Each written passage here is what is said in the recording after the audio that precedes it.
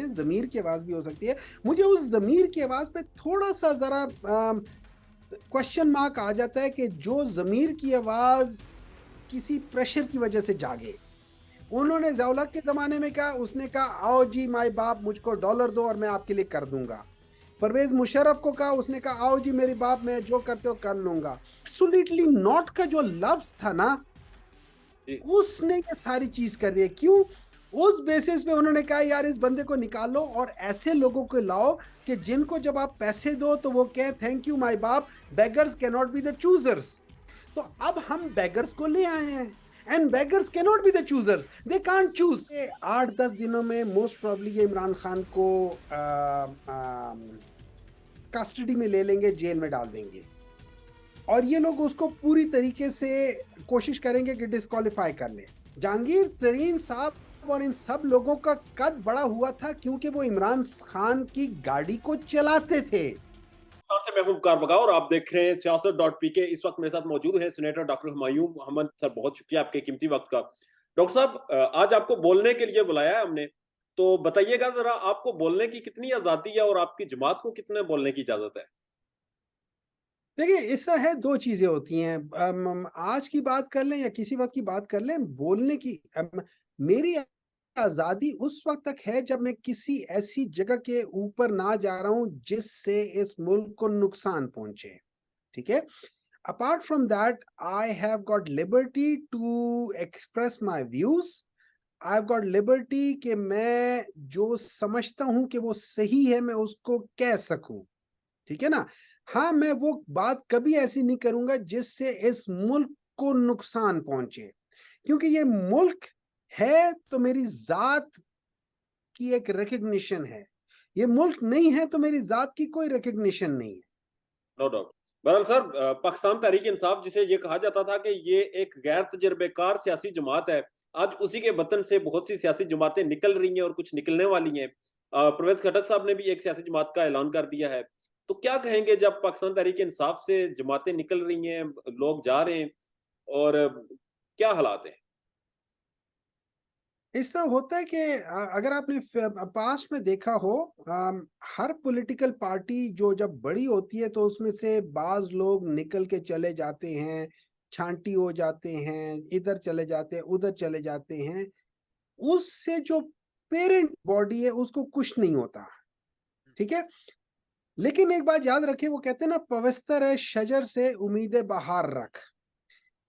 अम, पाकिस्तान तहरीक इंसाफ एक ऐसे cross road पर है कि जो पाकिस्तान की पॉलिटिकल सिनेरियो को चेंज कर रही है। पॉलिटिकल सिनेरियो को इस तरह चेंज कर रही है कि अब आप बेसिकली दो किस्म के पॉलिटिकल आप ये समझ लें कि वर्कर्स या पॉलिटिकल लोग निकल के आ रहे हैं। एक वो जो एक आइडियोलॉजिकली ड्रिवन है, उनकी जो मर्जी आइडियोलॉजी हो, चाहे वो पाकिस्तान तहरीक इंसाफ की आइडियोलॉजी हो, चाहे वो पाकिस्तान मुस्लिम लीग नून की आइडियोलॉजी हो, या जेयूआई की हो, या पीपल्स पार्टी की हो, एक वो आइडियोलॉजी है जो अपनी एक पॉलिटिकल पार्टी के साथ रहते हैं। एक वो आइडियोलॉजी है जो अपनी जात या एक मफाद के लिए एक पॉलिटिकल मैन्यूवरिंग करते हैं। जो जो शख्स अपनी जात या अपनी मफाद के लिए पॉलिटिकल मैन्यूवरिंग कर रहा है उनकी सियासत खत्म हो जाएगी। आपने देखा है कि आईपीपी जब बनी थी, विद इन अ वीक उसके अंदर से वो सारा बबल, सारी चीज एकदम बर्स्ट हो गई। उनका कोई अभी कोई वजूद ही नहीं रहा, उनका कुछ चीज नहीं रहा, they are totally gone. Similarly अगर कोई और नई पॉलिटिकल पार्टी बन रही है, और मैं आपको विद रिस्पेक्ट टू परवेज खटक साहब की बात करता हूं, कल एक मैंने एक वो देखा था, एक एंकर पर्सन था, वो उनके हलके में गया, उन्होंने वहां पे एक रैंडम एक सर्वे किया है, ठीक है? उसकी कोई साइंटिफिक बेस नहीं है लेकिन किया है उसने। नीचे पार्टियां तो बहुत डाली थी लेकिन उसके जवाब के लिहाज से, जो वो सवाल पूछा था उसके लिहाज से बाकी पॉलिटिकल पार्टीज इररेलेवेंट हो जाती है क्योंकि वो उस सवाल का हिस्सा नहीं बनती। उन्होंने सवाल लोगों से करता था कि आपने अगर वोट देना है तो इमरान खान को देंगे या परवेज खटक को देंगे। 50:1 या 40:1 रेशियो था। हर 40 बंदा जो पीटीआई को वोट देना चाहता था उनके हलके में, उनमें से सिर्फ एक बंदा था जो परवेज खटक को वोट देने के लिए तैयार था। बाकी 40 बंदे जो थे वो PTI, 40 random people were ready कि वो पीटीआई को वोट देंगे, जो मर्जी उसका कैंडिडेट हो। तो वो पॉलिटिकल पार्टी बेस्ड वोटिंग होने वाली है, वो इंडिविजुअल बेस्ड वोटिंग नहीं होगी। उनमें से बाज लोगों से उन्होंने सवाल पूछा था कि आप वोट किसको देंगे, तो उसमें 3 लोगों ने मुस्लिम लीग नून का कहा था और एक ने मेरे ख्याल में किसी और का कहा था। लेकिन जनरली जो उसका सवाल मेनली था वो ये था कि परवेज खटक इसी हल्के से लड़ रहे हैं, वो पाकिस्तान तहरीक इंसाफ को छोड़ के अपनी पार्टी बना लिए, तो आप पाकिस्तान तहरीक इंसाफ को वोट दोगे या उनकी पार्टी को दोगे। सो 40 में से 39 कहते थे पीटीआई को, एक कहता था परवेज खटक को। तो दैट्स द रेशियो। सर बहरहाल आप वर्कर्स की बात करते हैं और पाकिस्तान तहरीक इंसाफ की मकबूलियत तो खैर वाजे है, मगर वर्कर्स विदाउट इलेक्टेबल्स चलेंगे इलेक्शन में? आप जा सकेंगे इलेक्टेबल्स के बगैर? देखिए इस तरह है कि देखिए what's the difference between a worker and a leader. आज मैं वर्कर हूं, मुझे टिकट मिल जाता है, मुझे वो रिकग्निशन मिल जाती है, मैं national assembly, provincial assembly, senate में मुझे वो मिल जाती है सीट, मैं ऑटोमेटिकली एक लीडर बन जाता हूं। जो आपके वर्कर्स होते हैं ना, ये एक्चुअली लीडर्स इन मेकिंग होते हैं। तो अगर परवेज खटक की बजाय किसी को भी जो वर्कर है उस इलाके से आप उसके वो कर लें, तो वो बन जाते हैं लीडर। आपके ये जितने भी, सिवाय ये फैमिली ओरिएंटेड पॉलिटिक्स के, जहां पे आपका लीडर पैदा होता है। For example Asifa Bhutto leader पैदा हुई थी, और कुछ अरसे बाद वो लोग जो उनको डायपर उनके चेंज करते थे उनके पीछे हाथ बांध के खड़े रहेंगे और उनसे पॉलिटिकल गाइडेंस लेंगे। ठीक है, इसी तरीके से कल कला को वो लोग जो मियां नवाज शरीफ के पीछे हाथ बांध के खड़े होते थे, वो आज मरियम सफदर के पीछे हाथ बांध के खड़े हैं, कल को वो जुनेद सफदर के पीछे हाथ बांध के खड़े होंगे। तो ये उन लोगों की है, जैसे जेयूआई में के मुफ्ती महमूद साहब के पीछे खड़े होते थे, मौलाना फजलुर रहमान के पीछे खड़े हैं, उनके बेटे के पीछे खड़े हैं, कल को उनके पोते के पीछे खड़े होंगे। ठीक है, तो ये सारी चीजें अपनी जगह पे चलती रहेंगी। लेकिन पाकिस्तान तहरीक इंसाफ में फैमिली पॉलिटिक्स नहीं है। पाकिस्तान तहरीक इंसाफ में क्या है कि क्या आप पाकिस्तान तहरीक इंसाफ की आइडियोलॉजी के साथ चल रहे हैं, तो ठीक है। आइडियोलॉजी क्या है? आइडियोलॉजी ये है कि हर वो फैसला हमने करना है जो पाकिस्तान के हक में हो, हमने उसके साथ करना है। हम हर एक के साथ मिला जुला के रखेंगे, लेकिन not at the cost of the Pakistan. ठीक है। नंबर 2, हम एलीट कैप्चर सोसाइटी से हट के हम जो आप ये समझ लें कि एक किस्म की फलाही रियासत की तरफ जा रहे हैं। और मेन उसकी चीज ये है, जब हम मदीने की रियासत की बात करते हैं तो हम उसमें इस्लाम की बात नहीं कर रहे, हम उन वैल्यूज की बात कर रहे हैं जो मदीने की रियासत देती थी। और वो 2 मेन वजूहात थी। नंबर 1, रूल ऑफ लॉ, कि अगर जो खलीफा वक्त है या जो हेड है, अगर उसके बच्चे भी, कि अगर मेरी बेटी फातिमा भी कोई गलत काम करेगी, चोरी करेगी, तो उसके हाथ काटे जाएंगे, या अगर कोई खलीफा वक्त है उससे भी सवाल होगा, तो rule of law, nobody is above the law. Number 2, के सोशल इक्वलेंस, के दैट मीन्स आप इसको दूसरी तरफ से कर लो, एक होता है इंसाफ होता है और दूसरा होता है अदल होता है। अदल मीन्स कि बाज लोगों को आपसे ज्यादा जरूरत है किसी चीज की, तो अगर 2 रोटियां हैं, मेरा पेट भरा हुआ है, तो मुझे 1 रोटी मिलना और अगले को 1 रोटी मिलना, ये इंसाफ है। लेकिन मुझे आधी रोटी दे के उसको 1.5 रोटी देना, ये अदल है, क्योंकि उसको ज्यादा जरूरत है। तो हम अदल को लेकर आए, और उस अदल की वजह से जो चीज होती है जिसको हम कहते होते हैं कि एक welfare society, that means the state takes care of the poor people. तो इन 2 मेन चीजों के ऊपर आप एक रियासत या एक मुल्क को डेवलप करें, और ऑब्वियसली उसमें उनके हुकूक है, हुकूक में एजुकेशन है, हेल्थ है, ये सारे सोशल सेक्टर में जो जो जो चीज होनी चाहिए ये उस जगह पे थे।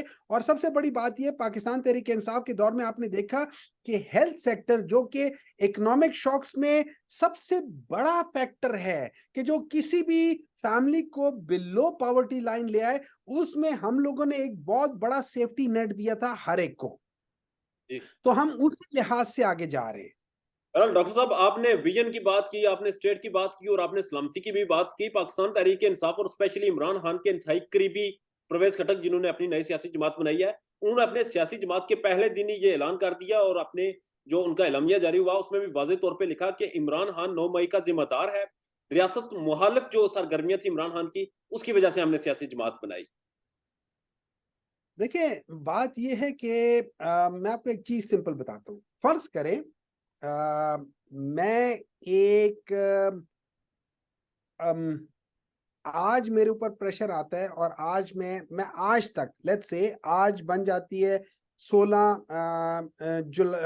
जुलाई बन जाती है, मेरे ऊपर आज प्रेशर आता है और मैं 17 जुलाई को कहता हूँ कि इमरान खान इस चीज का मतलब असल किरदार है, और आज तक मैं कह रहा था कि नहीं है, तो ये 1.5 महीना मैं क्यों नहीं कह रहा था? बहरहाल इमरान ठीक खान है। किस चुका रहे हैं सर फिर? नहीं, देखिए ना, अगर मैं कह रहा था तो अगर परवेज खटक साहब ये समझते हैं कि ये सब कुछ इमरान खान ने किया है, तो वो पहले से क्यों थे? उनकी तो बहुत इंपॉर्टेंट पोजीशन थी। जी। वो उस वक्त क्यों नहीं बोले? वो उस वक्त क्यों नहीं अलग हुए? उन्होंने 9 मई को खड़े होकर ये तकरीर क्यों नहीं कर दी? उन्होंने 1.5 माह क्यों लगाया? ये सारे सवालात हैं जिससे ये लगता है कि वहां कहीं कोई डीलिंग हुई है। और जब डीलिंग होती है, कोई इस किस्म की चीज होती है, दैट मीन्स कि उसके अंदर सच्चाई का मिकदार कम है और उसके अंदर जाती मफाद का मिकदार ज्यादा है। ठीक है। सबसे पहले एक चीज है जो चेयरमैन पीटीआई ने बड़े ओपनली कहा है, सुप्रीम कोर्ट में भी कहा है, कि जो कुछ भी हुआ है 9 मई को, उसको कोई डिफेंड ना कर सकता है ना करेगा, और उसकी बहुत सख्त मजम्मत है। नंबर 2, जो लोग उसमें मुलव्वस है उनको, उनके खिलाफ नाकाबिले तरदीद आपके पास क्या कह सकते हैं, ऐसी जराए हैं कि जो आप प्रूव करते कि उन्होंने किया है, उनको सजा मिलनी चाहिए, जी। इसमें कोई शक नहीं है। लेकिन उन लोगों को सजा नहीं मिलनी चाहिए कि जिनका उससे कोई ताल्लुक नहीं था, उन लोगों को सजा मत दे। देखिए, at the end of the day हमें एक चीज देखना चाहिए, हम जो भी आज कर रहे हैं हम एक इम्तिहान से गुजर रहे हैं। और वो कहते हैं ना, कुल्लुकुम राइन व कुल्लुकुम मसूलन अन रैयतिही, और तुम में से हर एक निगहबान है और उससे उसकी रैयत के बारे में सवाल होगा। तो हमने ये देखना है कि हम आज जो भी डिसीजन ले रहे हैं, क्या हम अल्लाह ताला के सामने उस डिसीजन को डिफेंड कर सकेंगे? आखिर में हमने, अगर आप इस बात पे यकीन रखते हैं कि हमसे सवाल होगा, तो क्या आप उसकी तैयारी कर रहे हैं? क्या क्या आप उसमें डंडी तो नहीं मार रहे? और अगर आप उसमें डंडी मार रहे हैं तो इस दुनिया में शायद आपको वहां पे हो जाए। बहुत सारे लोग ऐसे थे कि जिन्होंने मतलब कितने ऐसे लोग हैं जो अल्लाह ताला पे यकीन नहीं रखते, वो अपनी बात से चले जा रहे हैं। कोई बात नहीं, क़यामत वाले दिन तो उनके ऊपर हट लगा। तो क़यामत वाले दिन इनसे सवाल होगा, मैं भी करूंगा और वो लोग भी करेंगे जिनके साथ ज्यादती हुई है। डॉक्टर साहब, बहरहाल आपने डील की बात की। गॉडफादर का एक बड़ा मशहूर डायलॉग है कि मैं इसे ऐसी ऑफर दूंगा ये ठुकरा नहीं सकेगा, ये इनकार नहीं कर सकेगा। क्या डील हुई होगी? आपको क्या लगता है, लालच क्या दिया गया होगा या फिर ये मफरूजे खटक साहब अपने जमीर की आवाज सुनकर गए? देखिए, इसमें कोई शक नहीं, दोनों चीजें हो सकती हैं, जमीर की आवाज भी हो सकती है। मुझे उस जमीर की आवाज पे थोड़ा सा जरा क्वेश्चन मार्क आ जाता है कि जो जमीर की आवाज किसी प्रेशर की वजह से जागे। सर, ये प्रेशर देता कौन है? खटक साहब को किसने प्रेशर दिया और खटक साहब इतने कमजोर साबित हो गए? देखिए, देखिए, खटक साहब जो थे ना, मेरे लिहाज से आपको भी पता है, मुझे भी पता है कि इस वक्त एक बहुत बड़ा एक डिमांड है लोगों की कि यार आप लोग पाकिस्तान तहरीक इंसाफ को डिनाउंस करो तो आपका पॉलिटिकल फ्यूचर है। क्योंकि 2-3 लोग ऐसे थे कि जो कि कल तक जेल में थे, जब उन्होंने ये डिनाउंस कर दिया और पॉलिटिकल पार्टी ज्वाइन कर दी तो वो रिहा हो गए। अब क्या ये सही है या गलत है, इसका मैं कुछ कह नहीं सकता, ठीक है, लेकिन इतना पता है कि वहां पे प्रेशर्स हैं आपके ऊपर, मुख्तलिफ हलकों से हैं, हो सकता है आपके फैमिली के हों, हो सकते हैं आपके पास, आपके ऊपर एस्टेब्लिशमेंट में हो सकता है किसी पॉलिटिकल उसका हो सकता है आपको को बाज लोग फाइनेंशियल आपको वो दे रहे हो कि यार, फॉर एग्जांपल ये भी हो सकता है ना कि आपको पता है कि पाकिस्तान तहरीक इंसाफ का गढ़ है केपी, वाहिद जमात है जो 2 दफा वहां से जीती है और इस वक्त सारे सर्वेज पाकिस्तान तहरीक इंसाफ के हक में, तो जो पाकिस्तान डिस्ट्रक्शन मूवमेंट है पीडीएम, हो सकता है वो पैसा लगा रही हो, वो पाकिस्तान पीटीआई को अंदर से खोखला करने के लिए ये कोशिश करी हो कि चलो तुम फॉरवर्ड ब्लॉक बना लो, तुम अपना कर लो, हम तुम्हें सपोर्ट करेंगे, तुम्हें पैसा हम देंगे, तुम इस लिहाज से आ जाओ, कुछ भी चीज हो सकती है। तो मैं उसकी तरफ नहीं जाता, मुझे सिर्फ इतना पता है कि बाज लोगों को अल्लाह ताला ने, जिसको हम कहते हैं मिडास टच, कि वो जिस चीज को हाथ लगाते हैं ना वो सोना हो जाती है, ठीक है। अब हर वो शख्स जिसने पॉलिटिकली पाकिस्तान तहरीक इंसाफ को छोड़कर चला गया है, उसकी पॉलिटिक्स खत्म हो गई है, और आप देखेंगे इंशाल्लाह ताला इन सब की पॉलिटिक्स जीरो हो जाएगी। डॉक्टर साहब मुझे एक चीज समझा दें, एक चीज समझा जी दें, सर। खान साहब इस वक्त किस चीज की कीमत चुका रहे हैं? क्या वो 9 मई की कीमत चुका रहे हैं या फिर अवामी मकबूलियत की कीमत चुका रहे हैं? वजह क्या है, इमरान खान साहब पर इतना क्रैकडाउन क्यों हुआ? देखिए, मुझे नहीं पता, अगर मैं अपनी एक एनालिसिस करता हूं और मैं देखता हूं कि ये सब कुछ कब से स्टार्ट हुआ है, ये सारे हालात जो पहले ठीक थे वो सारे हालात खराब कहां से होना शुरू हुए। तो जब मैं सोच विचार करता हूं तो मुझे 2021 का जून का टाइम याद आता है। 2021 जून में, और अच्छा इसको 2-3 जो इंटरनेशनल लेट्स से लीडरशिप है या जो मुख्तलिफ मुल्कों के एम्बेसडर्स हैं या वो है, उनमें से भी बाज लोगों ने इसकी बात की है, वो ये थी कि वो एब्सोल्युटली नॉट का जो लफ्ज था ना, जी उसने ये सारी चीज कर दी है। क्यों?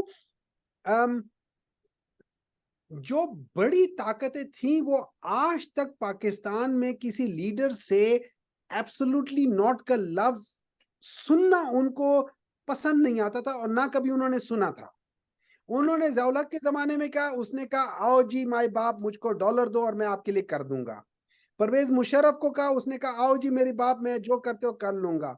आपको विकीलीक्स की बात करो, लोग कहते थे कि जी आप मुझे कर लो, जो मर्जी करते हो कर लो, ठीक है।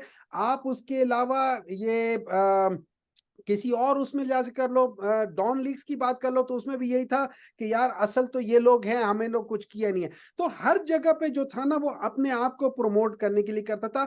कोई शख्स ऐसा नहीं था जो कहता था कि यार मैं तुम लोगों के साथ इक्वालिटी पे रहूंगा, दोस्त रहूंगा। हाँ, मैं आपसे गरीब जरूर हूं, लेकिन हमारी दोस्ती इक्वालिटी पे और म्यूचुअल रिस्पेक्ट पे होगी।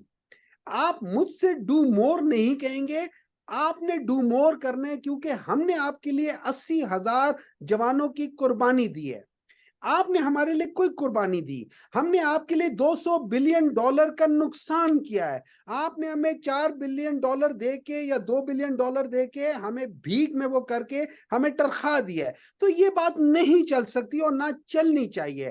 तो वो चीज लोगों से हजम नहीं हुई। उस बेसिस पे उन्होंने कहा यार इस बंदे को निकालो और ऐसे लोगों को लाओ कि जिनको जब आप पैसे दो तो वो कहें थैंक यू माय बाप, beggars can not be the choosers.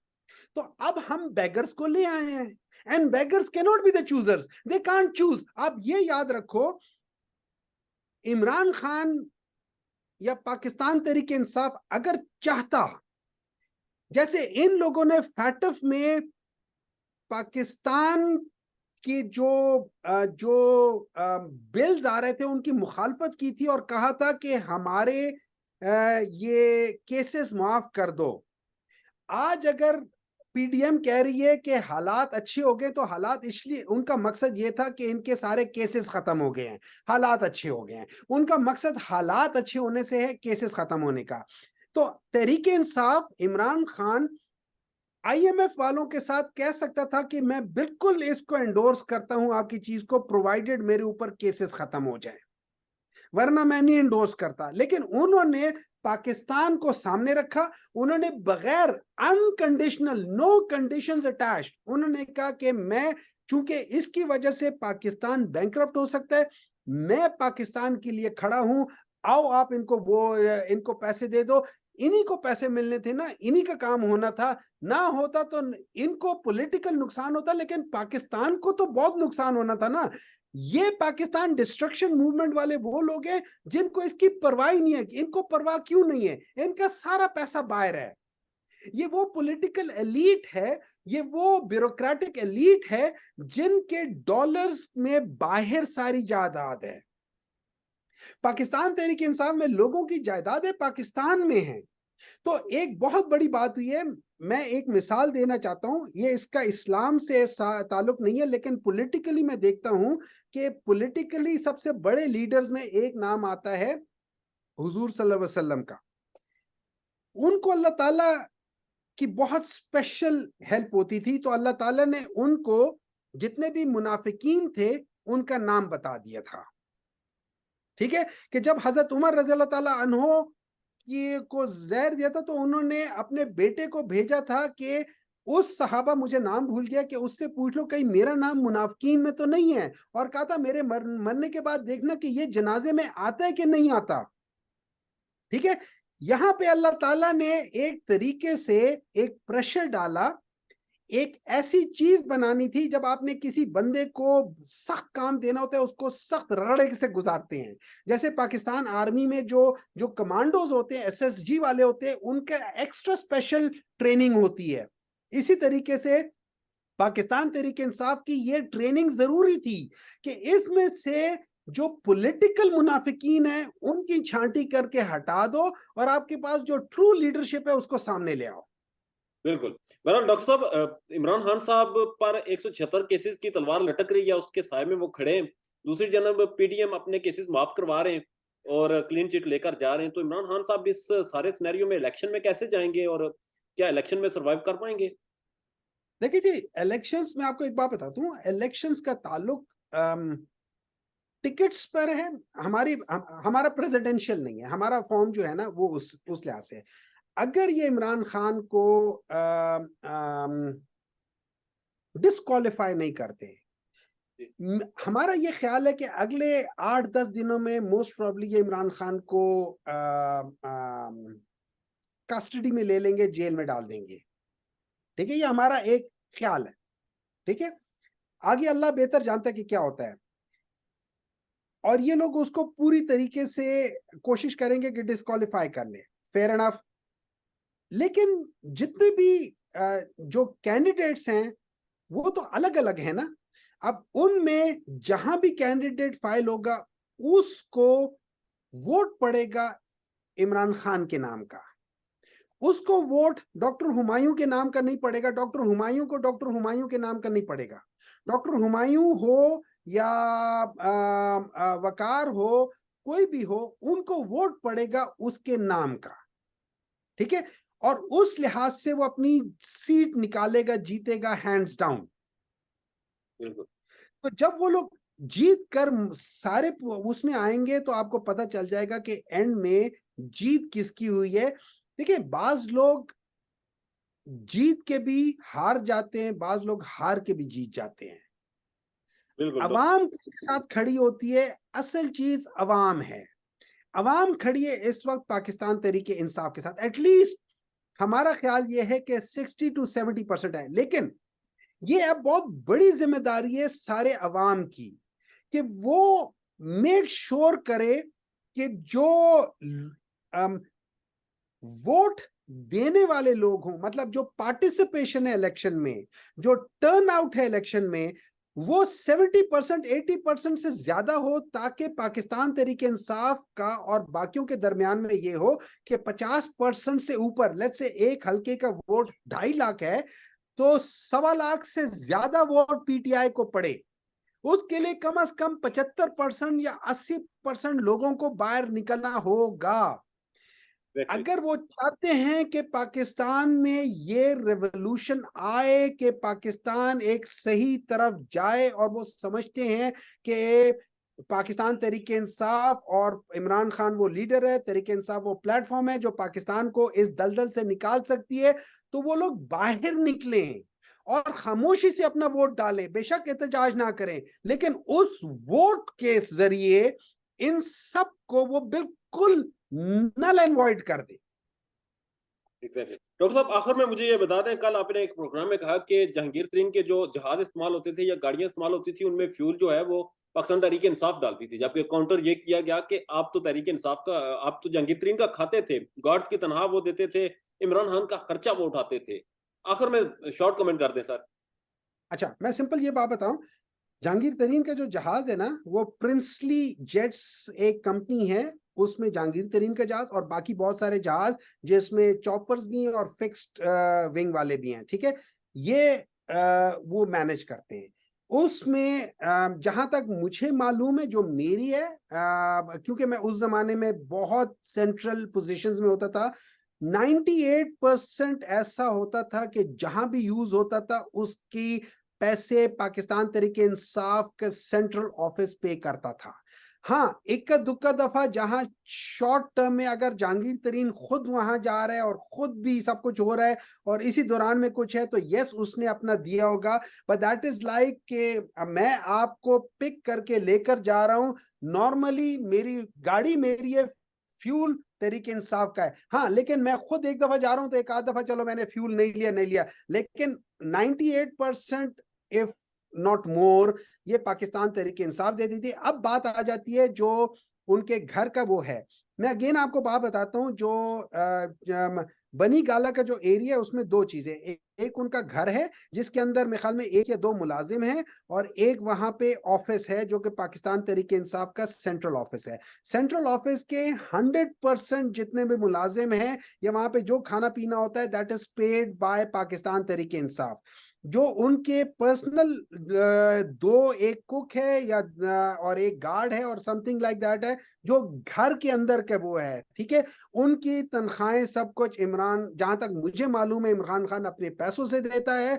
अगर कोई सब्जी वगैरह ये कहता है कि हम सब्जी देते थे, वो करते थे, फलाना करते थे, मेरे लिहाज से अगर मैंने किसी को कोई गिफ्ट दे दिया या मैंने किसी के लिए, मैं आमतौर पे होता है जी, कितनी दफा ऐसे होता है, एक सेलिब्रिटी है, इमरान खान एक सेलिब्रिटी है, आप मुझे बात बताएं, मैं अगर फर्ज करें सेलिब्रिटी हूं और मैं आपके साथ चला जाता हूं किसी रेस्टोरेंट में या कहीं चला जाता हूं, आप क्या करोगे? आप मुझे पैसे देने दोगे या खुद दोगे? Exactly, bill pay. आप मुझे गाड़ी में चला, देखें, जहांगीर तरीन साहब और इन सब लोगों का कद बड़ा हुआ था क्योंकि वो इमरान खान की गाड़ी को चलाते थे। ऑन चौधरी है, ऑन चौधरी 2011 में पहली बार पीटीआई में आया था, और इसका काम, वो जो इलेक्शन, वो जो हमारा जलसा हुआ था लाहौर का, उसमें इसने कार्ड छापने का इसको जिम्मा दिया था, अल्लाह ताला ने उसको पैसा दिया हुआ है, गुड इनफ, उसने कहा ये मैं कर दूंगा। हर पॉलिटिकल पार्टी को ऐसे लोग चाहिए होते हैं जो इन्वेस्ट कर रहे होते हैं, ठीक है। बस वो उसका किरदार था। उसके अलावा उसका किरदार था कि वो चीजें, खान साहब की चीजें ऑर्गेनाइज करे। क्या लीडरशिप क्वालिटीज उसमें हैं? I doubt that thing.